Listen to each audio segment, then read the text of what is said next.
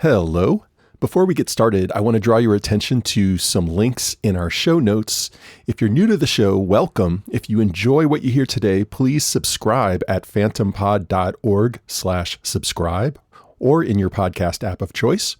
If you're already a fan of the show, please consider joining our new Patreon. You'll get access to our exclusive patrons-only feed where you will get recommendations for reading and listening and things to do from our guests. You'll get bonus episodes and other perks. Options start at just $3 a month, and until October 31st, new patrons get a Phantom Power sticker. That URL is patreon.com/Phantom Power. And finally, please give us a 5-star rating in your app of choice, or maybe even write a review. We've made this super easy to do.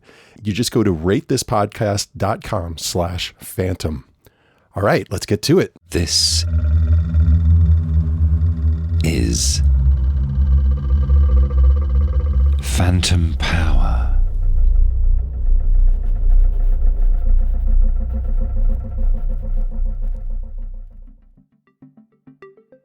The world is not coherent with itself.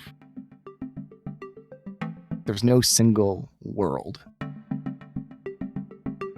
Any theorizing needs, I think, to start by acknowledging that.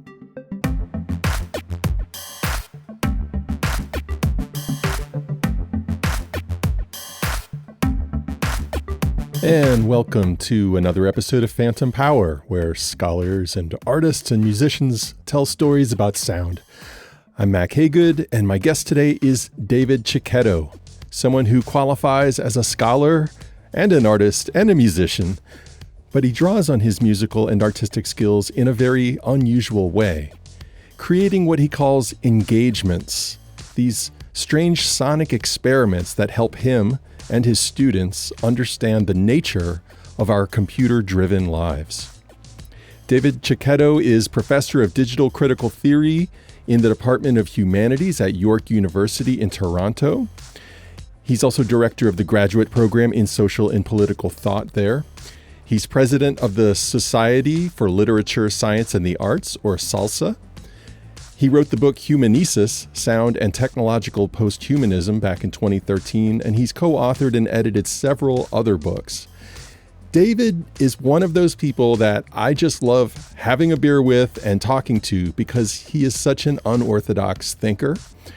And so I asked him to have this off-script conversation with me, an extended chat just about his new book entitled Listening in the Afterlife of Data, available from Duke University Press.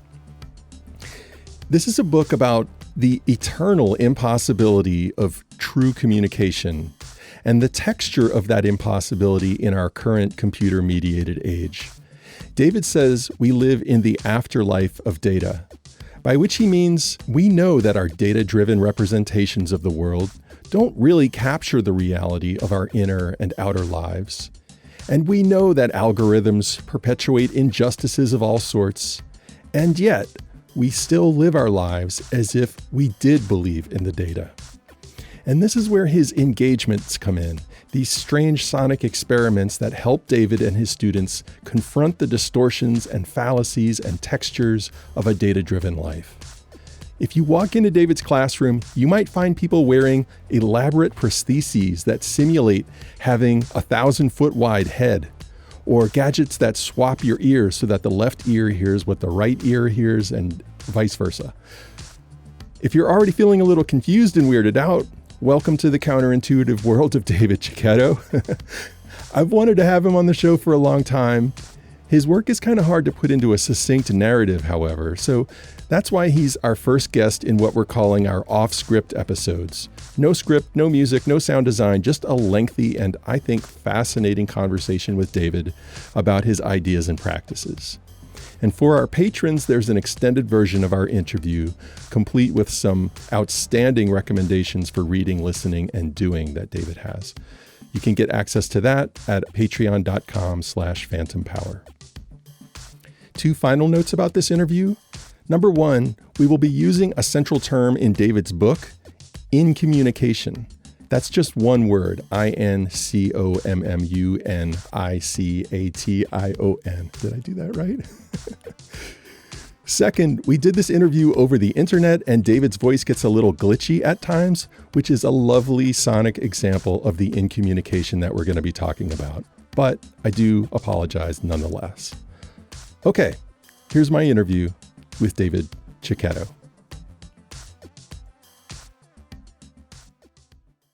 David, welcome. Thank you. I'm really happy to be here. Love the podcast. Use it all the time in my teaching as well as for my personal enjoyment.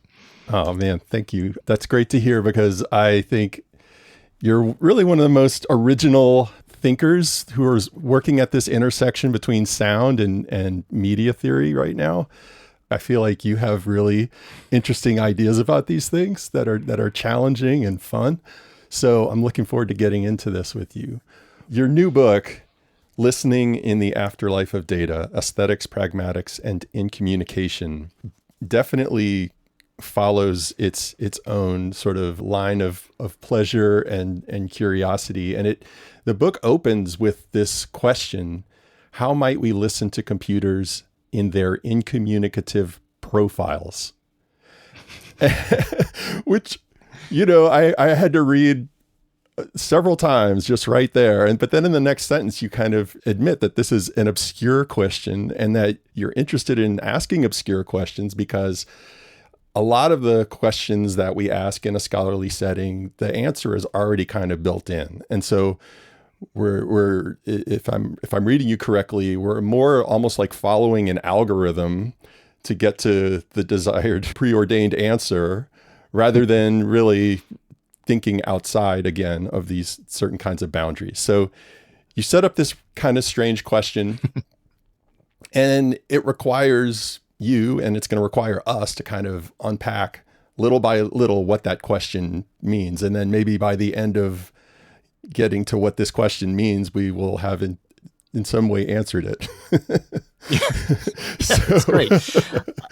I like that. And, I think this is the thing about disciplines, right? Is that part of the reason why interdisciplinary is so important, because the methods that disciplines use do script in advance what they're going to find, And so I really like that as a way of framing this obscure question. And I'll say I do love obscure questions, and I think that question is actually, in some ways, there's a really simple idea of what it means, which is just computers are actually really weird things, and there's a lot of how they actually work, how a specific computer is working in a specific instance that's actually incredibly strange, inconsistent, unreliable, all those sorts of things. Lots of scholars have pointed this out.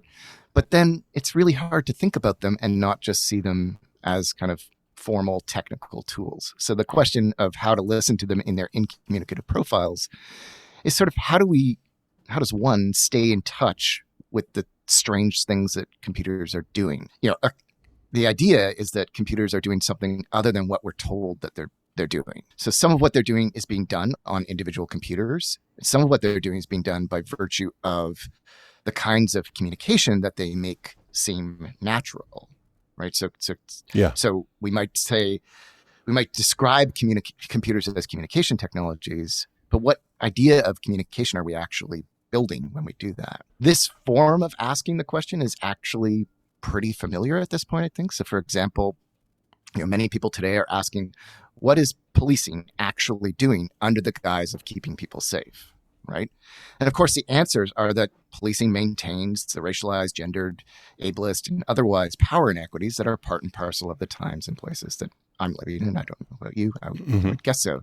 Yeah. So this is not to say that no individual cop never keeps somebody safe, right? And in the same way, it's not to say computers never help us communicate. We're doing this by computer right now.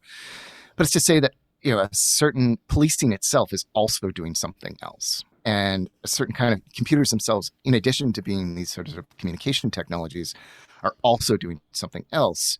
Mm-hmm. And so the question is, how can we actually tune into that? And not in a way that makes it a done deal. Say, well, they also do this, but actually what they're doing is dynamic and lived and part and parcel of all the ways that our cultures are always changing. And so, how do we sort of approach the questions of computation in those ways? So that's something else that computers are doing. Maybe we can start picking away at this something else and this term that you use, incommunication. So incommunication, you draw on a book that I have cited, a lot of people have cited because it's just such a fantastic book, John Durham Peters' Speaking into the Air. And that's a book that talks about how there's an impossibility that's kind of built into communication that is also the basis of our desire to communicate, right? And you talk about in your introduction how this relates to two fields that were hugely important in the 20th century, psychology and computer science.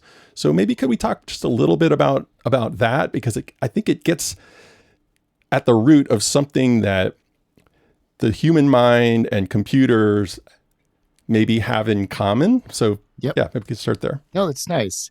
That's really nice. I mean, I think the key for understanding the impossibility of communication, which, you're right. It's a big part of information technology, this idea. It's a big part of psychology. It also is a big part of, religious hermeneutics. It's a big part of the way that artists talk about communication. So actually, it's one of these things that sticks to the concept of communication pretty regularly in all sorts of different ways. But you're right. In the book, I'm sort of focusing on those two, or at least gesturing towards those two. And so the key is that communication is both unavoidable and impossible. And that those two things happen at the same time. I know that's an obscure way of saying that, but it's, if you think about from a psychological perspective, right? On one hand, we can't help but communicate constantly, right? If you're in a group of people, you are communicating, right? You are, whether you're speaking or not, we're giving off all sorts of signs and signals and ways that we, people know all the ways that this happens. In some ways, what psychology is partially what it's doing is trying to decipher how that works, how people communicate those things.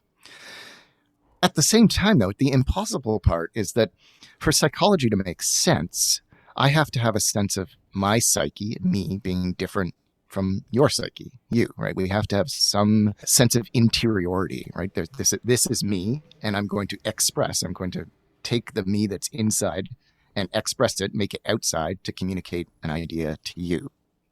And the point is, and the reason why it's impossible to sort of fully communicate is because I can't ever, even the simplest idea, I can't move from inside of myself to outside of myself to inside of you in a complete way, or else there would be no distinction between inside of myself and outside of myself. Right. Right. If I say I want a piece of toast, the I there, me referring to myself, means that there has to be something about that I didn't express to you, right? Something about who I am. So psychology is built on this. And as Peters sort of notes in passing, maybe this is actually what psychology builds as well, this theory of communication. So, the book is kind of saying, well, okay, that's great and that's true. So how does that actually change in different settings? And one of the other settings where communication is unavoidable and impossible is in information theory, which, as you know very well, probably better than me, the foundational idea of information theory, there's one way of describing, you've got a message that goes through a channel and arrives at a destination. And of course, that channel, the medium, always introduces noise to the message. And many media theorists have said, well, actually, the noise means that nothing ever arrives at its destination exactly as it was at its source, but it also, in some ways, the noise is the thing that allows those two, the source and the destination, to connect. So it has to be changed. So it's unavoidable informatically. Two things, as soon as they're connected, they're in some sense communicating. But it's also impossible because there could be no such thing as a message if something were fully communicated. So this maybe that's clear.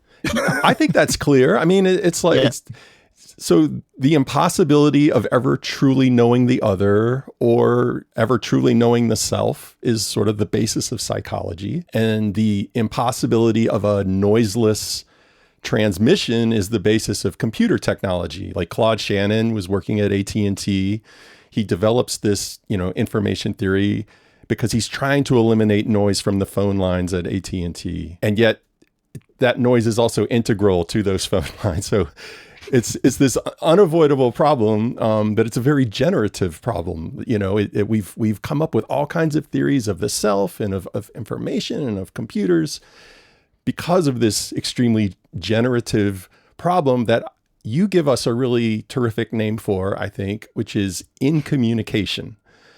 And the gloss that I would put on this term incommunication, and then you can kind of fill this out or correct me where I don't have it right, is that you're pushing this realization that noise and miscommunication aren't just these little moments of breakdown in what would otherwise be a clean process of information that or communication. That actually incommunication is central to the process of communication itself, and our inability to communicate and all of these moments where the communication goes awry is what produces the feeling and the texture of our everyday communication with one another. Is that kind of...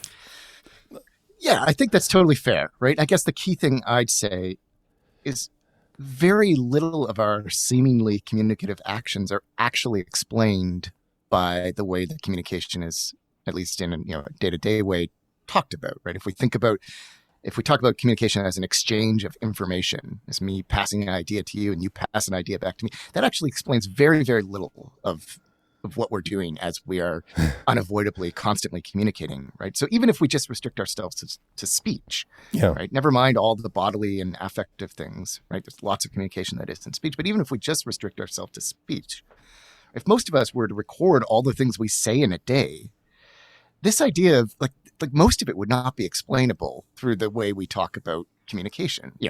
And this again, it's not even just talking to ourselves or talking to our cats and things like that, but also if, for example, I go to the coffee shop, right? I start telling the barista about everything I'm going to do that day. I'm going to go for a bike ride, get some groceries, read for a while, grade, whatever. The actual exchange wouldn't be the content of what I'm saying, right? It would be the weirdness of this middle-aged guy giving way too much information to this poor barista who is forced by the sort of exchange or having to have a job, basically, to sit there and kind of listen to it and be polite, right?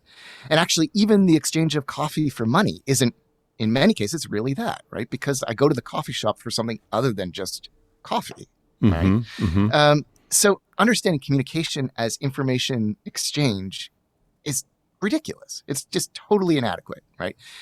But it still matters that that's what we seem to be doing, right? So this is the kind of key, I think, that Incommunication gets at. Okay. Is it still matters that I seem to be communicating.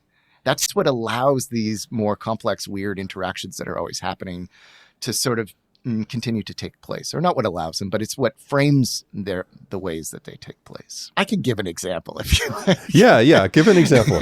Yeah, so I'm just sitting here mulling this over, but give me another example. I like the way that you explain this actually in the piece you did for Real Life Mag, where you give the example of emojis, right, which respond to the sort of impossibility of truly knowing other people's emotions through text.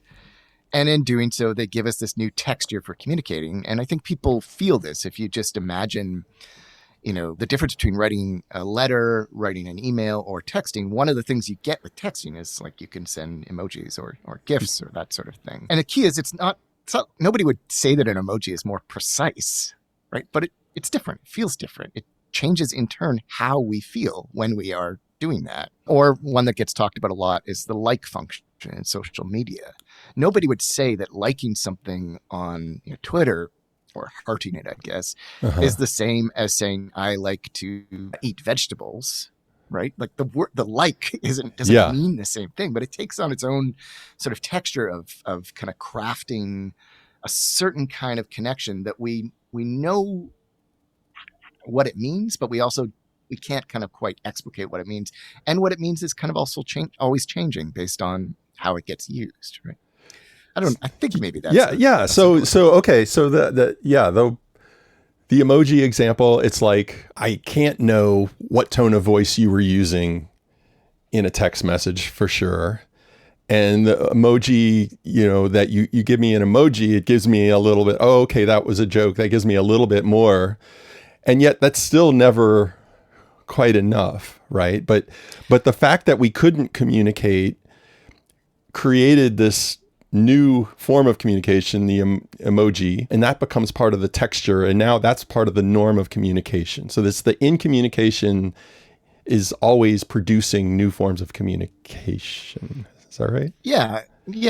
And, or even, what I like to think about it is with the word alibi. So if you think about what is an alibi, if I'm asked to give an alibi for a bank robbery, right? What I'm saying is I'm giving proof that I wasn't there, right? I'm saying, look, when the bank was being robbed, I was with my cat, and my cat will attest to that. And, which is the other interesting thing about who gets to provide an alibi. So let's say instead I'm with my friend who might be a more reliable witness for the police than my cat.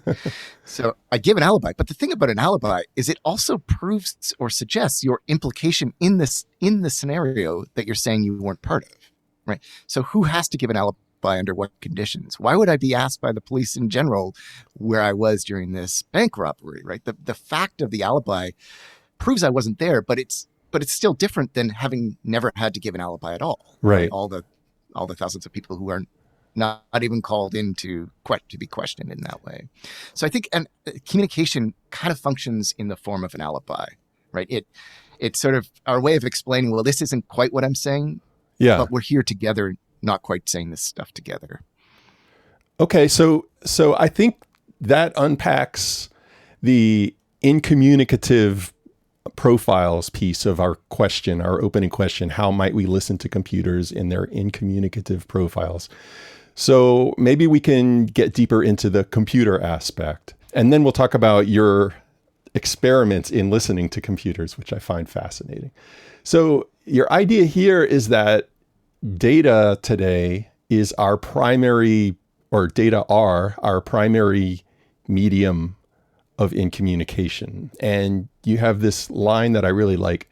A computational perspective hallucinates an idea of information as something that would remain unchanged as it moves between contexts, such that data can be raw, pure, and fundamentally unrelational. So this is this abstract notion of data as something portable that remains the same in any context is one that I've kind of been fascinated with in my own work. So I'd like to hear more about this perspective of data. Like, where does this come from historically, and why are you so concerned with it in this book?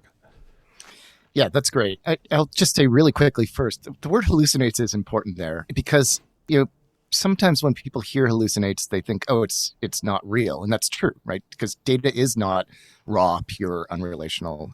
Nothing is, right? Everything is the opposite of those things. Yeah. But, it's like when you wake up from a dream. Let's say you dreamt you had a fight with your partner, right? It's a dream. It's not real, but you still wake up a bit pissed, right? Yep. And you still like, how could this? So that's the kind of key thing about how data hallucinates these things is that even though it's not real, it could still feel that way. Even I feel like I've spent more time than most people thinking about this, and it still feels that way, right? So the question of where it comes from, this is a total cliche. I don't think I could be the academic I am without falling into this cliche. Obviously, it comes from liberal capitalism, right? Mm-hmm. Which, think about it. It would be totally sensible for me to say to you that I decided not to try out the nice new restaurant in my neighborhood because I want to buy a new bicycle, right? So when I say that, I am taking a bicycle and a meal and kind of making them exchangeable with one another, right? They're totally and completely different things that are exchangeable for one another. And that's wild. Like it's worth staying in touch with that. And computers build on that, right? And lots of people have talked about computers as being sort of metamedial, where they allow comparisons of data between things that are unrelated. So, it makes sense in 2022 to say that a movie is bigger than a song, right? Because the file is bigger. Like if I'm going to download a song or download a movie, I'll say, yeah, no, the movie's bigger. Of course, the question of size with a movie is not, not really a sensible one. And it's not also with the song, but somehow computers bring those things and make them exchangeable with one another. Yeah. Now, that much is, I think, kind of obvious, but one phrase that I suggest my students listen for and that I try to listen for myself that shows the kind of more subtle ways that this happens is the phrase "at the end of the day," right? Because most times you hear that phrase, you're about to hear someone try to convince you of some kind of equivalence that is hallucinated, right? And again, that doesn't mean it's not active and powerful and doing real things, but it's not a fact. So a politician might say, as someone just did here in Toronto, yes, I think that everyone deserves to be housed, but at the end of the day, that's the key. You're like, ding, ding, ding. At the end of the day, that would have to be paid for by taxes that people, aren't willing to pay. So, this makes an equivalence between somehow like my tax rate and somebody being able to be housed. And actually, this is why housing activists insist on housing as a right, because the discourse of rights at least suggests that there might be something outside of this exchangeability. So the thing is that this way of thinking just permeates everything, right? It's so hard to hold on to the qualitative differences, the differences of kind or of texture amidst this kind of constant quantitative impulse, right? In philosophy, they have this idea of the trolley problem, where basically you decide, is one person going to die or a bunch of people to die? And that trolley problem, as many people say, is like it's a false framing of how we live in the world. And but it's really hard. It's so seductive. Yeah. And just to kind of conclude, this informatic perspective, which I think is, capitalism has a whole other things it's doing about exploiting labor and all of that. I think today we live, of course, still under capitalism, but I think this informatic perspective, calling it informatic perspective rather than a capitalist perspective, really gets in touch with the role that data or information specifically plays, which is slightly different. And it's important that it doesn't just fail to capture reality, it creates realities that perpetuate injustices, right? So this is the point about any failure of communication, is that it's always also doing something else. So if you think about the way that standardized testing, right, crafts intelligence and education as, in ways that perpetuate race, class, ability, and gender-based biases, the problem isn't just that these tests are designed in ways to make some folks more likely to succeed and others to fail, although, of course, that's true too, but also that the very existence of the tests conceptualizes intelligence as a question of data, as a question of measurement, right? Which is anyone who's spent any time with other people knows that's an impoverished understanding of what intelligence is, right? So standardized tests, or actually grades in general, grades are like highly incommunicative things. Standardized tests incommunicate. They prescribe a set of values under the alibi of describing what they're measuring, right? And yeah, maybe I'll just leave it there. So I think that's where computers enter into this question of incommunication. So, yeah. Okay. So I'm hearing you say that our current mode of incommunication in our present moment is data. That's sort of the prominent mode of incommunication. Data comes out of this, what you describe in the book as a white patriarchal capitalist individualism, and that kind of thinks of individual thought as property, as the individual as being more important than the community, and kind of functions around this kind of exchangeability that you've described, which it allows us to equate things that don't sensibly equate with one another. And then one of the points that I think maybe you haven't highlighted yet in that is you talked about how data becomes an alibi for classism or racism or ableism. And you gave that standardized test example. But even if we doubt the data, we don't believe that alibi, somehow we can't really overcome it. So can you talk about that? Because it seems like you say in the book that critiquing the data isn't enough, or the way the data are arranged is not enough. So can you get into that a little bit? Yeah, absolutely. My favorite, this might be slightly apocryphal, but I heard several years ago about a study that suggested that placebos work even when you know you're in the control group Right. given a sugar pill, right? Yeah, which is an awesome thought. It's like, because the way that placebos were always talked about, at least in my mind, is that they work because you think you're being given the medicine, Right. but actually maybe they work just because you're just having somebody pay attention. I don't know. I don't know what the explanation would be for that, but that seems to be the case. And I again, I won't. If somebody listening says no, that's wrong, I won't contest that. Okay. I also won't contest, if somebody wants to insist that psychology is still, as important as information or as important as data, that's fine. I don't actually need to make a grand historical argument about the role of computers to say that they're clearly, saturating our daily lives. But what I would say in terms of this placebo effect of data is that,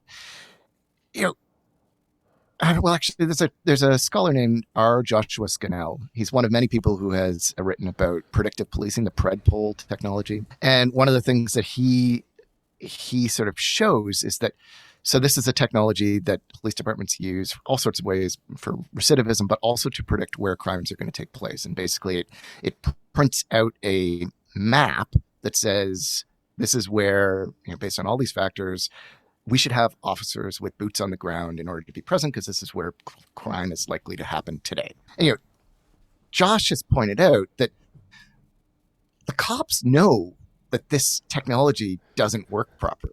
Right. One of the hilarious things about the technology is the first iterations of it showed that the places where crimes are going to happen are all police stations, because of course there's a whole bunch of crimes of vagrants being brought in and they're not actually booked until they're in the police station. So it's like suddenly it looks like police stations are these sites of crimes. So the cops know that there's all sorts of technical things wrong with the data. They also know that this data is based on prior policing data, right?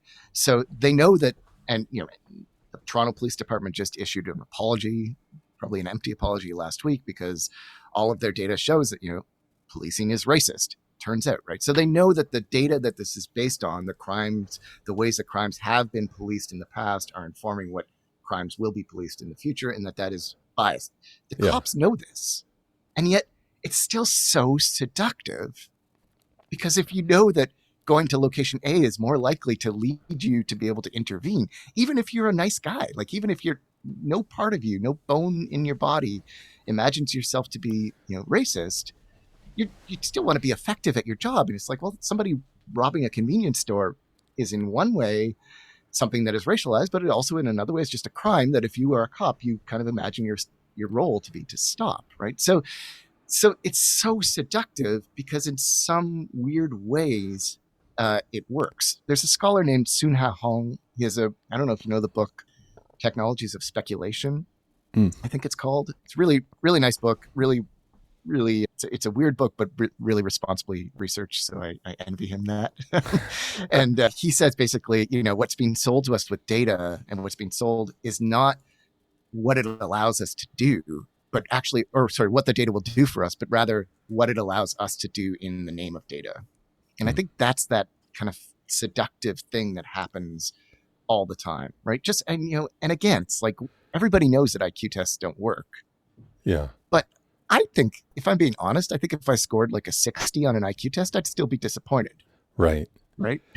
I think some part of me would be like, is something wrong with me that I'm scoring so low, right? And this is where the title of your book comes from, listening in the afterlife of data. You're suggesting that we're at this point where we don't naively believe in data anymore, and yet they still hold sway over us. And the example that you use, I love, is about dating apps. Can you just briefly tell us about that one? Yeah, I like the example too. It's if somebody, let's say I get a 97% match. Now I'm told on most of the apps now it's a different matching system. But back in the day, if you get a 97% match with somebody on one of these websites, that I don't even know what that percentage means. Right? And nobody does, including incidentally the dating app company, because part of what they're doing is, they know that increasing that number makes people more likely to pursue, and actually may even sort of prime us when we do meet the person to be like, wow, it doesn't feel right, but I got this 97% match, so maybe I just need to give it more time, right? Makes it more likely to be successful. But nobody knows what it means. Nobody. The person does not exist on the planet who knows Yeah. what, like, it is not a sensible number. There's no percentage. Percentage is per 100. This is not a sensible number. Yeah. And yet it still feels compelling in a way that like a 22% match doesn't. Yeah. Right? Yeah, that's it. That's it in a nutshell, I think. In terms of the afterlife of data, I actually came to this term, afterlife, originally through a scholar named Eugene Thacker, who has a book called Afterlife. But that was many years ago, this idea, but it's more closely associated now by far with a really, truly brilliant scholar named Saidiya Hartman. And Hartman uses the phrase afterlife of slavery to theorize how the subjection of Black people persists after the legal end of enslavement, right? How this perspective, in fact, continues the logics of slavery in a contemporary moment. There's actually a really nice book, too, by a fellow named Ronaldo Walcott that takes up I think a related argument, not exactly the same thing, but under the phrase the long emancipation. And so that book is making an argument about what freedom means after freedom is legally granted to enslaved people. And his argument is that it's not accomplished yet. So I'm using the phrase afterlife of data in a related way, but obviously slightly differently, to describe this cultural moment when the hegemony of data, the way that data organizes our ideas of communication, organizes ideas of power, where it persists, even though we know that most or all of our data is hugely flawed. And even though we don't necessarily know what we're talking about when we talk about data. And yet it persists as a real organizing principle in our lives. Right. Okay. So I think at this point we have really covered computers and their incommunicative profiles. So I just want to go to the beginning of that sentence now, which is, how might we listen to computers in their incommunicative profiles? So why listen to computers? I have a background in music and in sound, and the way that I think is almost always through experiments, artworks, engagements, actually trying to activate the thoughts. I'm not smart enough to be able to kind of be one of these thinkers who makes a full schematic of their thinking and says, it says this is how everything in the world works, and logic point A and logic point B connect in this way, and now I've explained everything. I tend to be, I have to actually think through a problem in its specificity, and for me that involves often coding or making sounds or testing something in a given setting. So part of it is just listening in that way. I have lots more to say about listening, but listening is the topic on which I become inaccessibly obscure. So I'm going to try to limit myself.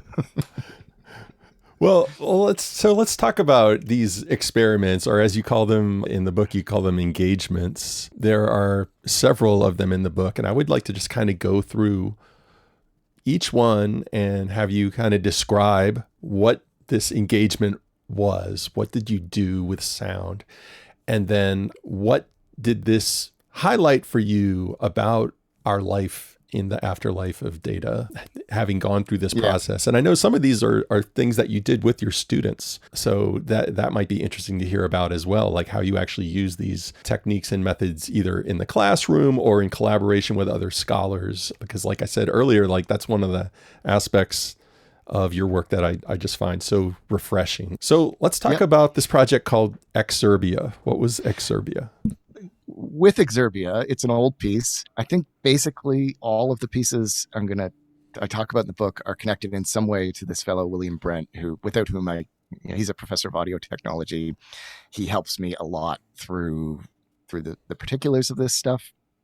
Although, I do a lot of it myself as well. But Exerbia, we made it, and it's basically an online sound editing tool. So it's a version of a digital audio workstation like GarageBand or something like that. But it has 4 distinct features that make it very weird. Unfortunately, the website is down now. We made it originally in 2011, and it would have required full recoding for contemporary web standards. But basically, it has the 4 things that are distinct about it is that the interface is mostly only in real time, and we think of it as a kind of non-visual interface. So if you want to adjust, say, the volume in a specific section of a piece that you're editing, you have to press play from the beginning of the piece and basically ride the volume knob that you're using, or a slider in this case. And if you wanted it to increase at the 1.5 minute mark of the piece, you just wait, and then at the 1.5 minute mark you increase the volume, and then that's it. It plays through, so it's real time in that way. The other really wonderful thing is that editing is destructive, so any change you make, you've made a change. It doesn't, unlike in the beauty of GarageBand and all of these and Pro Tools and all of that, is that you get the opposite. You have the undo feature, and then also the software is made up basically as a sample-based software. So you upload sound samples and then you can manipulate them. But all of the source materials that anyone uploads are shared between everyone. So, if you were to upload an excerpt from this podcast, then everybody would have access to that excerpt from the podcast. It's actually, they're uploaded into a limited bank. So, there's like 1,000 samples at a given time. So once that bank fills up, then if you upload sample 1001, that will overwrite sample 1 in the bank, which is the fourth thing, because any change to the source material on any individual's computer affects all instances of that source material. So suddenly, if sample 1 had previously been a sample of a violin playing a scale, and now is me droning on and on, every instance of a violin playing a scale in anybody's piece who's on the Exerbia network is now going to be me droning on and on, whatever else they've done to the sample. So it creates this kind of weird communal editing thing in terms of how it relates to Incommunication and those sorts of things. I mean, again, part of it is just fun, but also the idea came out of thinking about how both William and I use digital audio workstations, DAWs, like GarageBand, Pro Tools, Reaper, etc. We used them a lot, and I was curious how it was impacting how I listen. Right? You probably know this from editing the podcast. You kind of dump your files into one of these things, and there's a bunch of edits you can make before you even listen once, right? You cut off all the silence at the beginning. Mm-hmm. Maybe you run a tool to eliminate some background noise. All of this sorts of stuff that you just kind of it's just part of it's part of what we might think of as the visuality of the interface, where vision is what we see, visuality is the sorts of ways of understanding that come about from seeing in certain ways. Yeah. So after you play around with Exerbia, you're really able to feel a lot of these assumptions that are packed into digital audio workstations. You're able to feel how frustrating it is to have to edit everything in real time, for example. Yeah. That is and yet that's something, that musicians, when you're working acoustically, you have to kind of plan for that. I mean, you have to, yeah, it's a real thing. And I will say, yeah. And also, for me, the most interesting is the question of memory. Because I get on to Exerbia, say I haven't played with it in a month. When I get on, I listen to my piece. There's no record as to how it has been changed by other people's actions. So I might be like, I think it sounds different. But actually, I can't be sure whether it's sounding different is just I haven't listened to it in a month, or whether it's sounding different is because somebody else has substituted a sample somewhere in this complex mix of weird stuff I'm making. And that matters because it points out that actually part of what these online communities, part of how online communities function is actually through verifying and documenting changes as much as what they seem to be doing, right? And many years ago, this guy Alexis Madrigal was talking about Facebook, and he said, what do we get? It seems like Facebook is the exchange is I give up my privacy or some parts of my privacy in exchange for being able to share material. And he says, but there was all sorts of internet ways to share material before Facebook. And so this is just in an article in the Atlantic or something like that. But he says, actually, what you get is a record of having shared. Right? You get a kind of a way of documenting and a searchability and an archive of your connections and your sharing, which is a really different thing. And it's not better, it's not worse, but it's a really, really different thing. So I think Exerbia sort of broadly pulls out some of these weird things that change as we start to think about communal activities, or as communal activities happen via visual versions of online networks, as opposed to other ways that the internet could connect us, for example.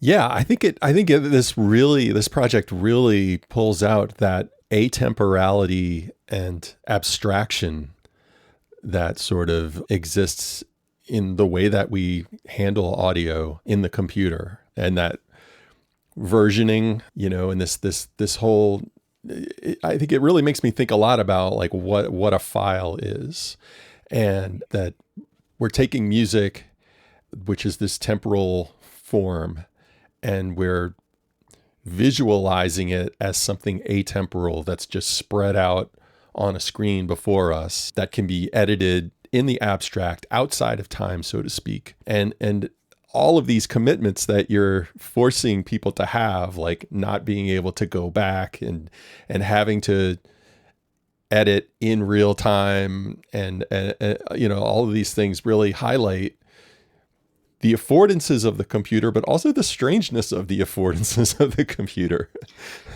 Yeah. And I like that outside of time thought, because of course, it's not actually outside of time. Right. This is, again, one of the kind of hallucinations that we get. But it's outside of it's outside of the musical time of the piece. Yeah. Which is a place that you can't go when you're playing live music with others. Like, so your creativity doesn't leave the domain of time, obviously, but it leaves the domain of the time of the piece of music, which is an interesting thing to think about.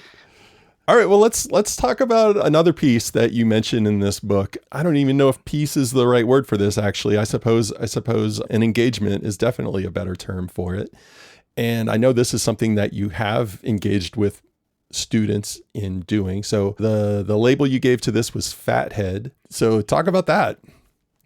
So Fathead is a wearable device, which is to say you can put it on and walk around. Again, William helped me with some iterations of this. It's a wearable device that simulates how things would sound if your head was 1,000 feet wide, or how things might sound if your head was 1,000 feet wide. And I chose that distance because, under quote unquote neutral conditions at sea level, sound travels at about 1,000 feet per second. So, if you're wearing a Fathead and somebody whispers into your left ear, the sound will arrive at your right ear, assuming it's loud enough to arrive there. It'll arrive there a second later. It's lots of fun, right? And I also designed it as a way to, for listening to music. So I've spent a lot of time listening to just sort of classics, things like the Rite of Spring or the Bach Goldberg variations, wearing the Fathead, and then just sort of turning my head, because you get these cool Doppler effects, like the sounds that when an ambulance passes by and the siren does that funny glissando thing, you get these cool Doppler effects, and it can make it fun, can allow you to listen to these pieces again for the very first time. So let's just jump a little bit deeper into the technology so people can picture this. What exactly are folks wearing in order to hear a second of time differential between their left ear and their right ear, and create this kind of, I don't know, what would we call it, like a phenomenological experience of having 1,000 foot wide head? Yeah. Which is awesome if you're wearing it and you're doing something like playing a piece on the piano. You realize every time you turn your head, of course you have to imagine that you were playing on a 1,000 foot wide piano as well. But every time you turn your head, you get these crazy Doppler effects, and you realize how much your head is involved with playing an instrument as you're playing it. But what people are wearing in the kind of most basic version, probably my favorite because it's a little bit absurd, are some noise canceling earphones with a iPod that is elegantly taped to the top where the two earphones join, so atop your head. And so in the kind of most basic version, what it has is you can press the screen by tapping the top of your head, and that will give you the center point, basically. And so then as you turn your head to the right or turn your head to the left, the software uses the potentiometer in the iPod to register those shifts, and it basically then introduces a delay that is in accordance with the amount of the shift. So if I turn my head 90 degrees to the right, then it's triangulated, so it's not exactly 500 feet, but it's basically 500 feet because my head is the center point.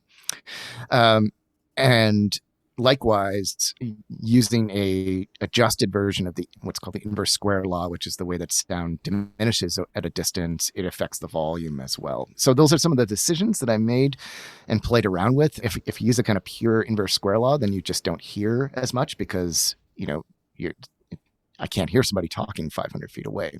So I wanted, I played around with that in different ways. I also incidentally tried one with just people walking so we found Toronto is largely on a grid system. So there are some streets that you can walk in parallel, a person on 500 feet on either side. So we were on different blocks, and they were wirelessly sending audio. So the person who was writing 500 feet to my right was sending audio to my right ear. And likewise, 500 feet to my left was sending audio to my left ear. So that was more, the microphone placement was 1,000 feet wide. Yeah. As opposed to simulating. And I was kind of experimenting with moving through the city in that way. But the most basic version is you're wearing basically noise canceling earphones with some kind of receiver device that in different ways communicates, different ways simulates that. I thought of the fathead as a prosthetic initially. And, I've spent a lot of time experimenting with prosthetics, and I believe in spending time. So, I have attached microphones to my feet, or attach microphones to my hands, or reverse my stereo field, things like that, and walk around. And when I do that, I try to spend, let's say 3 hours a day, every day for a month or something like that, as a way to learn it. And I thought of fathead as one of these, but what I came to realize, and this is really, really key for the book, is that it's way more interesting how it works or how these sorts of prosthetics work in collective settings. So I had the chance, you were talking about working with students, I had the chance to start teaching the theory stuff that I teach, like the contemporary philosophy that I teach, and started teaching seminars where everybody would be around the seminar table. There'd be between 5 and 10 of us typically, wearing different prosthetics. So I was wearing a fathead. Sometimes there'd be 1 or 2 other people wearing a different version of fathead, but also people were wearing stereo field reversers. Some people were wearing just things that make them only be able to hear out of one ear, all sorts of weird setups. And then so we're talking about, the thinker we're talking about, say we're talking about Mendy Suzanne Wong's book or something like that, but we have to do so. We first have to figure out how to relate to one another with our different technical setups. And what you realize is that's always present in a seminar setup. And actually, probably those of us who teach or who have been at school on Zoom during the pandemic, you realize Zoom reconfigures the technical setup of a seminar classroom in a way that means we have to learn different sorts of minor gestures and little variations. And something like making a little joke, which I often do in a classroom, is highly disruptive on Zoom because of the way the audio is managed on Zoom. It cuts out other people's audio. So you have to figure out, people start to do that in the chat maybe, or those sorts of ways of having sidebars. So in some ways, the fathead experiment sort of reaches maturity as a way of thinking about how knowledge or information is collectively maintained and collectively created, rather than this version of information as something that is inside of me that I then put out and then I express and somebody takes in. So it's a different theory of communication. It's one that starts with our relational conditions first. And the readings we came up with of the philosophical texts, the things that seem important, were dramatically different from when I've taught those same texts in quote unquote more conventional ways. So that was really the lesson of fathead for me, was as a way to think about the relationality of communicative scenarios and to really experiment with texturing them in different ways. Yeah, I love this experiment and this kind of pedagogical, playful experience, of having students using these tools to tease out the embodied nature of knowledge, right? I mean, we're all differently bodied in ways that perhaps are more subtle than 1,000-foot wide head or what have you, but we are always embodied. We're always emplaced. We're in different spaces. There's even a time component, certainly on something like Zoom, but even when we're in the same room, there are room reflections, and all of these things are contributing to the experience of knowledge generation. And none of that can be encapsulated in the idea that information is just this discrete little chunk of knowledge that can just be transmitted from person A to person B. Exactly. And if we're embodied, which we are, and if communication is also inevitable, remember, it's unavoidable and impossible. That means the fact that it's unavoidable means we are always collectively embodied as well. So a lot of times when people think of a Yes. body, we think of my body, but actually, Yes. as you say, our bodies are not only situated, but actually you could say our situations are embodied. Yeah, I like that. Yeah. So how were So yeah. what were your course evals like after that first semester that you did this? Well, unfortunately, the dirty secret about course evaluations, right, is that they, most of what they depend on is what kind of grades the students get, and then of course they also. So if you gave good grades, this was ammunition for proving what a fantastic teacher you are, and if exactly. not, then this was a proof of like what a bizarre professor you were. Yeah.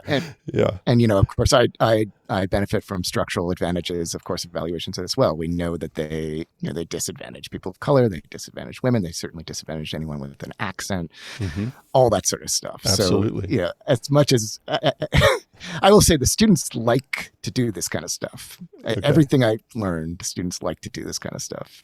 Yeah. In terms of the evaluation, who knows? Yeah. Okay. Yeah, I don't read them either. Well, at York, actually, at my university, it's hilarious because in order to account for all the ways that they can be biased, there's this whole complex system. But so they often don't get to me until like 18 months later. And so it's like at that point, I can't even remember what I was doing. So they're useless in that way.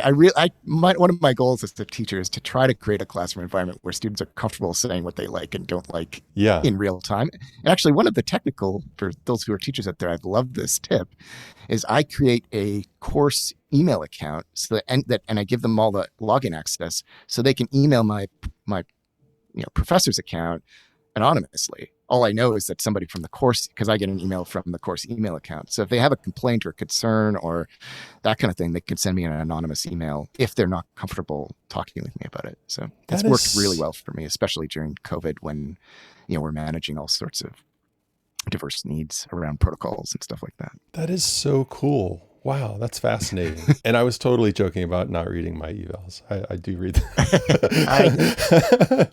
But yeah, that's amazing. I love that. So let's see.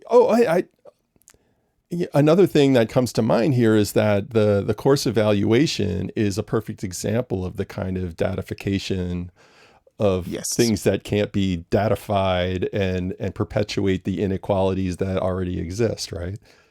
Exactly. And who is the course evaluation for, right? Yeah. That's what, and they are, they exist as data, but they only get called upon in sort of cases where something else is afoot. Like if somebody is in danger of not getting tenure or is in danger of getting tenure and the university doesn't want, whatever. But those are the sorts of situations where course evaluation, the data is then called forward, but it's not like it's called up when you have, it's always in service of something else, right? Other than what it appears to be. Right. And Absolutely. It's a perfect example of one of those things that nobody believes in and yet everyone believes in, right? Yeah. It's like reading reviews of your book or your album. It's like if they're all bad, everybody knows reviews are biased and all that, but if they're all bad, it still is depressing. Right. And I admit, if I suddenly started getting bad. One of my students told me they took the class because they looked me up on Rate My Professor, and I thought, oh my gosh, I'd never have occurred to me to look at myself on Rate My Professor. And as I was looking myself up, I realized I thought if I got like a 1 out of 5, I think it'll bother me. Like I think if I was consistently poorly rated, even though I know that it's nonsense. Yeah, absolutely. Okay, let's talk about the third example, which is you were doing these experiments with the Fourier integral, or sometimes I hear people pronounce it Fourier, but since I'm from New Orleans and you're from Canada, I think we better go with Fourier. But yeah, okay, this is a fundamental technology that sort of underlies sound being able to work on the internet and in computers. So can you talk about how you've been playing around with that? Yeah. So in some ways this takes the longest to explain, but I think it's not difficult to explain. But basically when you digitize sound, as many people will know, you use this technology.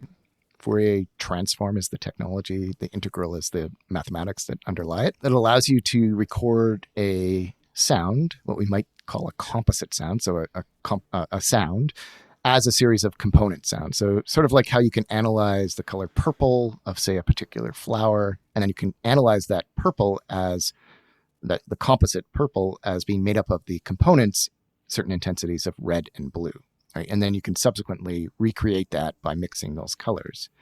So when you're recording digital audio at what still gets called CD quality, which is hilarious.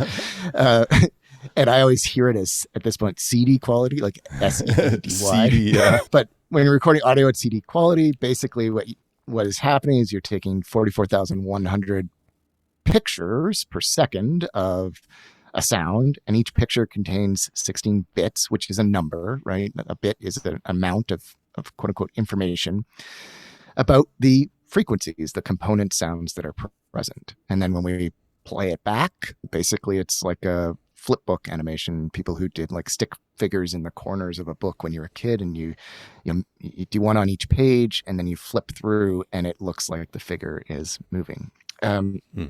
So more than a decade ago, I undertook this experiment where I was looking at how these things actually work, in action, if you will, in a computer. So in theory, you should just be able to send a sound through a microphone into a computer, and then it comes out, just like right now, I can hear my voice is going into my microphone, it's coming out of my computer, and it's quote unquote neutral. I know you have done lots of work, many people have done lots of work critiquing the notion of fidelity that is built into that. Mm-hmm.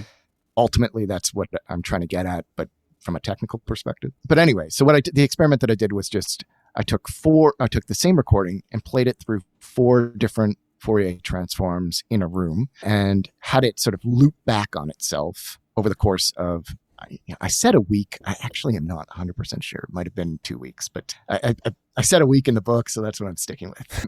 And, I did this and fed the digitized audio back again and again and again. And the key thing about these Fourier transforms is that they're taking these pictures, right? 44,100 times per second at 16 bits. So the rate of sampling, how often it's sampling, and the length of each sample, which the length of the sample is, how long it takes to take the picture, sort of like in a camera. The length of the sample is called the window size. And basically you take the rate, how fast you're sampling, and the window size, and that gives you, together, those produce what is called the spectrum resolution, which is basically another word for the quality, the measurable quality of the recording. Yeah. Right. So in this case, I had 4 of these machines recording at the same measurable quality, but they were doing so through different ratios of the sampling rate and the length of each sample. So it's sort of like a student, 4 students can all get the same grade on a test, but they can answer specific questions differently, right? So this is giving you the same measurable quality, but doing so differently. Over the course of the week, doing this process creates this kind of hum sound. So each of the recordings from the feedback end up sounding more or less like a hum, because the recording was 20 minutes long, approximately. It was actually a noisy piano piece by a guy named Gordon Monahan, interesting Canadian sound artist, composer, splits time between Canada and Berlin. But so it ends up at a hum. But the 4 different Fourier transform setups, the hum sort of resolved at a different pitch, right? Huh. So, and the process of it resolving was different. So again, this is sort of what I was saying at the beginning about, like, how do we get in touch with the actual processing of a computer? Part of what you're hearing then is the result of each specific computer, or you're hearing the process of each computer sort of working through it. I will say, and this was interesting to me, so, the same measurable, so just, to complete that point, the same measurable quality, the same quantity of fidelity produced 4 different types of sounds, right? So that was interesting because that flies in the face of how, again, this idea that of quantity as somehow separate from context and just being a strict measurement. What was really interesting to me when I was doing it, and in case there are sound engineers listening, I was given a hard time, and now that I'm older, maybe I can also see this a little bit, but I was given a hard time by, those who sort of police the terrain of computer science. And they said, well, you're getting these hums because you're not doing the proper, what's called windowing. And so basically when you're working in digital audio, each of these samples, these 44,100 samples per second, what you tend to sort of do is record a sample that is slightly longer and then have a little bit of overlap between them. So it's like constantly crossfading between samples so that you can kind of not have the signal just degrade, right? And again, this is like the technical part of how it works. So I was sort of told, well, hey, you're getting these hums because you're not doing it right. But the point I would make in response to that is that if I had used the windows, the way they work is by having more information than is needed so that you can make it after the fact.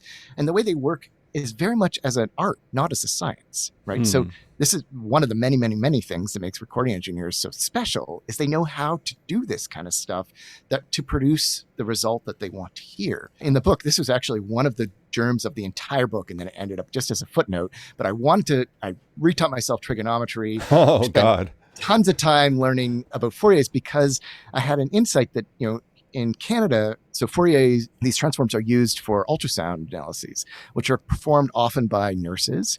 And what I realized when I had to go for an ultrasound, I saw the nurse, adjusting these dials to tune in to see what she was trying to see. Yeah. And I thought that's an art. That's like trying to tune into something perfectly. She knows what she wants to see. And then of course the results don't get reported until the doctor verifies them.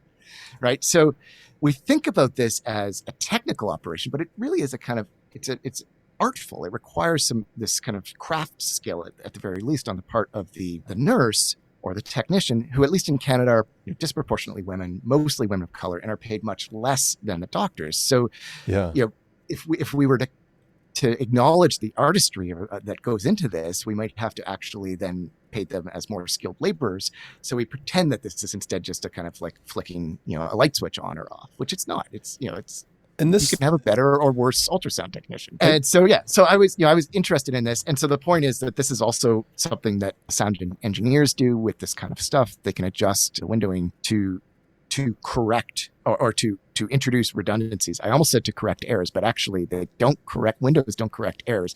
They introduce redundancies so that you can make the decisions that the errors are not audible. So the only thing I'd sort of say, it's not the case then that the hums, so the only other thing I would say is that, I made at the end of the day error, right? I said at the end of the piece, the hums, you hear 4 different hums, but what's kind of crucial is how you get there. And the hums, we might think, there's a little bit of a kind of room noise or a little bit of something in the recording that then just gets amplified over the course of the hundreds of repetitions, right?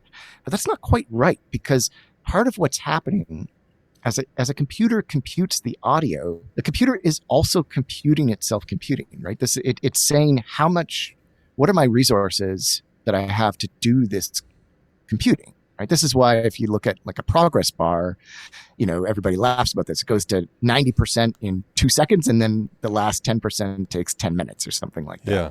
Right? That's because the progress bar shows you how much of the file has to, but the computer is sort of always in the background doing essentially a progress bar, saying how many resources do I have to dedicate to this task, right? And that's part of what a computer does, is it prioritizes tasks.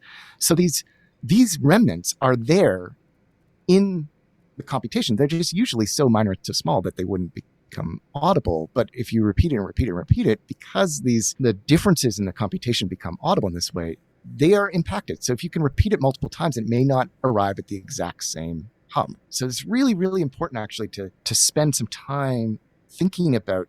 To me, that was really interesting to think about, right? To think about how a computer doing what seems like a totally mathematical operation, like literally working with these Fourier integrals, is nonetheless doing so in a way that it's not like, it's not at a consistent rate. And because it's not at a consistent rate and what it's doing is time-based, this is sort of like they're speeding up and slowing down the podcast, except for them, it's their processing, not the podcast. And do you relate this to the work of the theorist M. Beatrice Fazzi, who talks about how computation can't be computed? That what computation does is kind of take this infinite world we live in and process that, represent that as finite numbers. And that process is always going to leave something out, right? There's a incomputability involved in the act of computation, which relates to your underlying thesis of incommunication, right? Yeah, that's it exactly. I mean, Fazzi is an absolutely fiercely intelligent thinker, and is also, I think, in many respects, a proper philosopher in a way that I could only aspire to be. So, but one of my favorite. So she is interested in the contingency that she calls it internal to computation. So she's saying, of course, when we compute something, like in the realm of audio, we all know that there's no such thing as a perfect recording because we're, as many scholars have pointed out, what we call a kind of a recording of perfect fidelity is in fact an idealized listening position. And there's lots of baggage that's built into that about who the ideal listener is. And what I'm trying to draw from Fazzi's work on incomputability is to say, well, actually, that's also the case within the computer. So this seemingly kind of flat landscape of computation that just seems like it's just mechanistic is in fact textured. Fazzi, my favorite quotation from her is maybe, and she just sort of says, computation is computation, right? And this is kind of like, it seems like, okay, that's hilariously simple.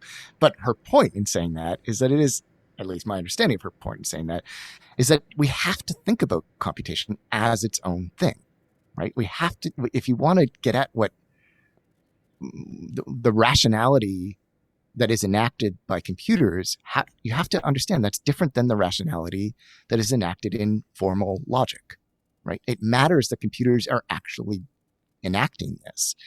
And the work that she draws on to make that point is the foundational work of contemporary computer science. So like people like Alan Turing. And for Turing, this is, the kind of key thing is that a computer can in theory compute anything that's computable. So there's a kind of definition there of, well, computer is this thing that can do what it does. Right?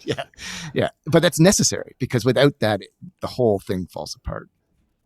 Okay, so maybe a final question about sound and listening. You suggest that computers organize our listening even when we're not using a computer. Can you explain that? Yeah, it's a really good question. I think the most basic answer is that one might think of listening as information acquisition.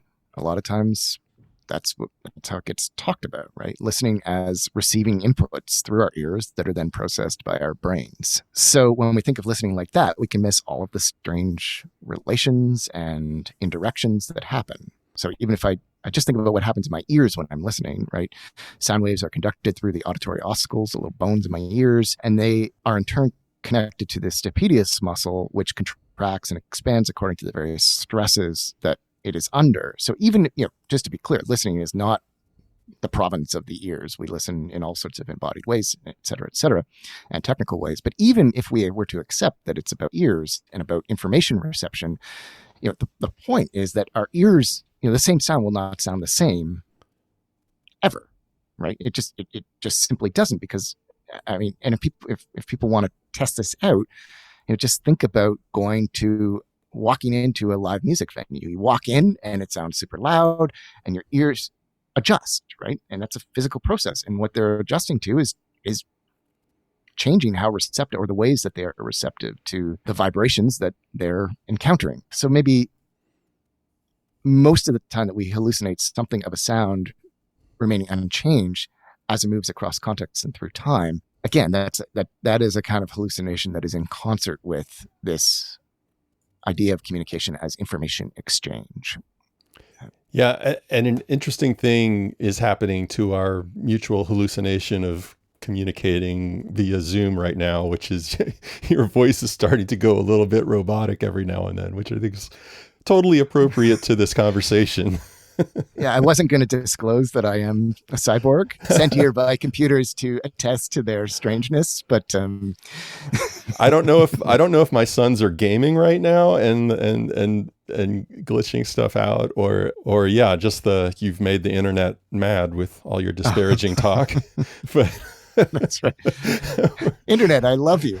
Great. Well, I think we've covered the heart of the book. I hope you feel we have. Is there anything that's kind of been left out in that regard? I guess the one thing that I would try to, again, emphasize about all of this is that it's important for me to try to stay in touch with the reality that the world is not coherent with itself, right? There's no single world. Just like, any theorizing needs, I think, to start by acknowledging that there is no single perspective that is going to make sense of everything. And so if we start from that place, then I think, and this is what the book tries to just keep in touch with, I try to resist saying this is how things really are, right? I try to resist, look, computers seem to be doing this, but really they're doing this other thing. Instead, I try to sort of frame it as they're always doing something else.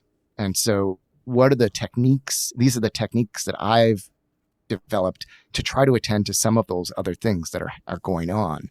But nothing is going to kind of neatly package the world into something that makes sense. That's really the important thing to me. And it's not to say that the world is nonsense, but that's what's important, is how to stay in touch with the actual textures of realities, I would say.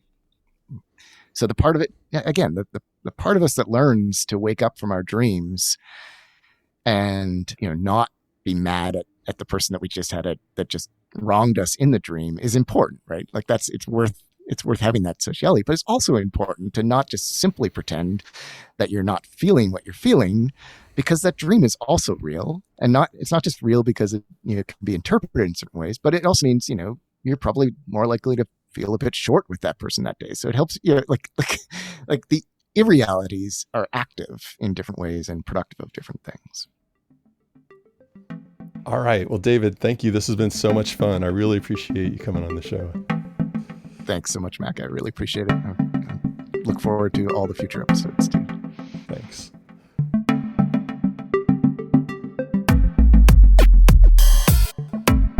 And that's it for this episode of Phantom Power. Huge thanks to David Cecchetto for being on the show. You can see transcripts and links to some of the things we've heard and talked about today at phantompod.org. You can also subscribe to our show there or wherever you get your podcasts. We'd love it if you'd rate and review us on Apple Podcasts or Spotify or your platform of choice. And we've made it super easy to do. Just go to ratethispodcast.com/phantom. Today's show was written and edited by me, Mack Hagood. Today's music was also by yours truly. Phantom Power's production team includes Craig Ely, Ravi Krishnaswamy, and Amy Sherseth. Our production coordinator and transcriber is Jason Megacy. Take care and see you next time.